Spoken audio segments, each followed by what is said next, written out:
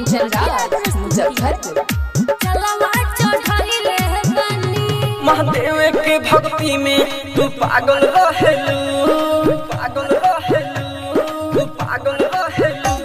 महादेव के भक्ति में तू पागल रहेलू। साजे सवेरे से खूब लागल रहेलू। हमारा से न कुछ छुपाव रानी, हमारा से न कुछ छुपाव रानी। हम तो उनके से नहीं लगवले बनी, हम तो उनके से नहीं लगवले बनी। एक बार चीजे संग जलवा चढ़ाइले बनी, एक बार चीजे संग जलवा चढ़ाइले बनी। Mix by AG recording studio. जलवा चढ़ाइले बनी डीजे कंचन राज मुजफ्फरपुर। एक बार चीजे संग जलवा चढ़ाइले बनी। भक्ति में डोला बोलबम बोला, जैसे के नारा जपत रहा, जपत रहा, जपत रहा। इनके कृपा से मिलेला खुशी, इनकर नामवा भजत रहा। दानी के दानी भोले दानी हवे, फिर दे है नजर बात बोले सब गवे।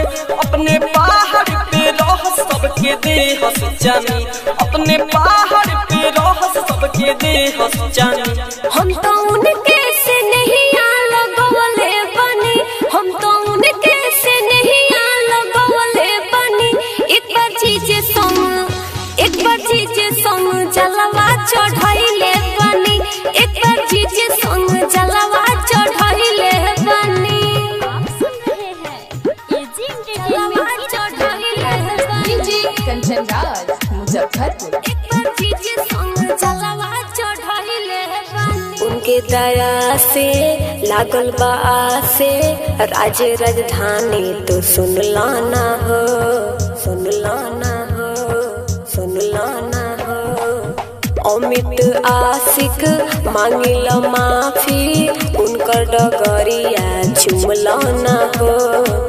बाबा के बूटी पिए हलका, भंगिया धतूरा का जमाना लका। हम तो लोटा में गंगा जल भरले बानी, हम तो लोटा में गंगा जल भरले बानी। हम तो उनके से नहीं लगवले बनी, हम तो उनके से नहीं लगवले बनी। एक बार चीजे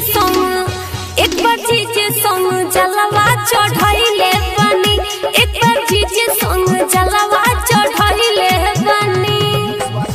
एजी रिकॉर्डिंग स्टूडियो, रोशनपुर सपहा।